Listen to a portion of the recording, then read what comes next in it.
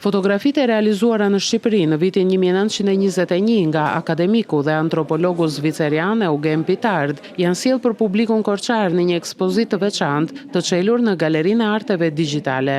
Ekspozita prezanton imazhe që dokumentojnë jetën e përditshme, kulturën, veshjet tradicionale dhe portretet e shqiptarëve të fillim shekullit të 20, duke sjellë një udhëtim të rrallë në kohë përmes objektivit të studiuesit zviceran. Kuratori Elton Koritari vlerësoi kontributin e Pitard në dokumentimin e historisë dhe identitetit shqiptar. Ka themeluar kryqin e kuq shqiptar, fushatat e para të ndihmave, ka qenë një ambasador i jashtëzakonshëm i Shqipërisë. Por ne kemi trajtuar si një artist, sepse gjatë vizitës tij në vitin 1921, vizita e tij e dytë, ai mori me vete një aparat fotografik dhe bëri një reportazh të mrekullueshëm ndër të tjera edhe në qytetin e Korçës. Kemi Korçën, kemi Trenin, kemi Prespën. Kjo është një punë 2 vjeçare me të cilën ne jemi thelluar shumë dhe dashuria e tij dhe bashkëshortes së tij, Elen Pitar, ka qenë aq e madhe saqë ata u kthyen në një farë mënyre më pas ambasadorët më të mirë të Shqipërisë jashtë.